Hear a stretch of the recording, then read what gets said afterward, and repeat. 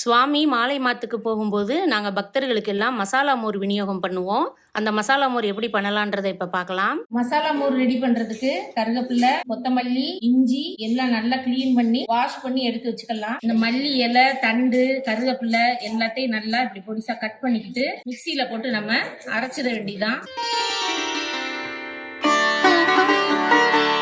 இஞ்சிய நல்லா அலம்பிட்டு இப்படி தோல் எடுத்து வச்சுக்கிறணும். தோல் எடுத்து நல்லா கட் பண்ணி குட்டியா கட் பண்ணி நம்ம அதையும் மிக்சியில சேர்த்துடலாம். பச்சை மிளகாயும் நல்லா அலம்பிட்டு மிக்சியில சேர்த்துடலாம். இதோட தேவையான அளவு இப்ப நான் ஜீரகம் சேர்க்கிறேன்.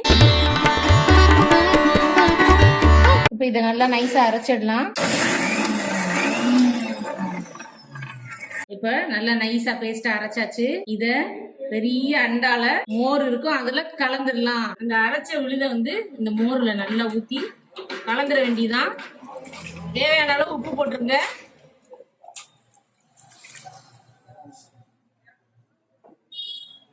கருவேப்பிலைய நல்லா இப்படி கசக்கி இதோட சேர்த்துடலாம். கொஞ்சம் கொத்தமல்லி இலையை நறுக்கி போட்டுடலாம். கொஞ்சம் தேவையான அளவு பெருங்காயம் போட்டுக்கலாம்.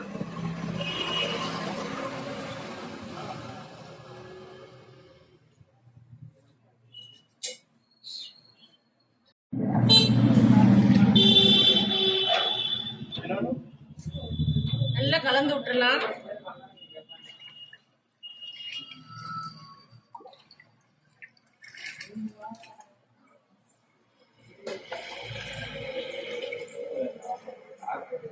இதுல தேவையான அளவு லெமன் புழிஞ்சுக்கலாம்.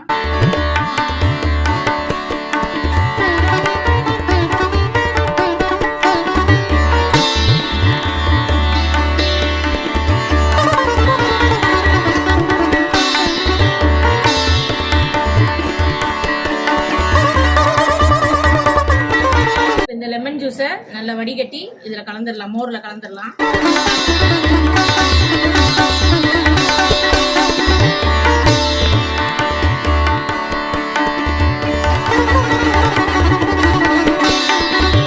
டேஸ்டான சூப்பரான மசாலா மோர் ரெடி ஆயிடுத்து. சுவாமி வர நேரம் ஆயிடுத்து, அதனால பக்தர்களுக்கு நம்ம விநியோகம் பண்ணிடலாம். இப்ப சாமி வர ஆரம்பிச்சிருச்சு. இந்த மோர் நம்ம கலந்து வச்சிருந்த மோரை பக்தர்களுக்கு இந்த வெயில் நேரம் நல்லா விநியோகம் பண்றதுக்கு ரெடி ஆயிட்டாங்க. இந்த மோர்லாம் வழங்கிக்கிட்டு இருக்காங்க.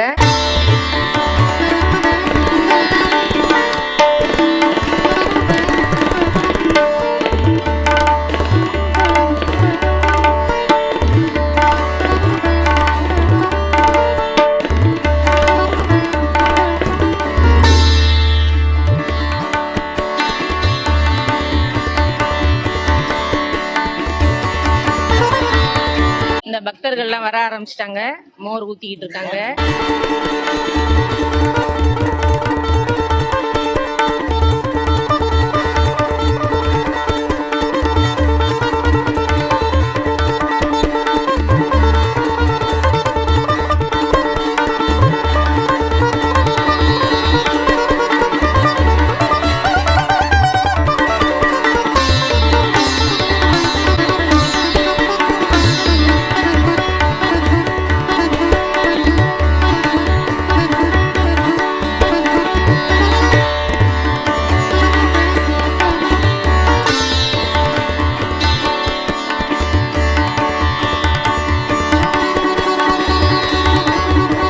மோர் நல்லா இருக்கா?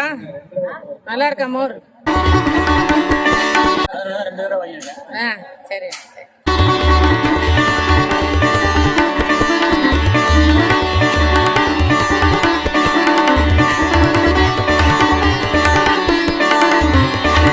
வாளியில போடுங்க டம்ளர்லாம்.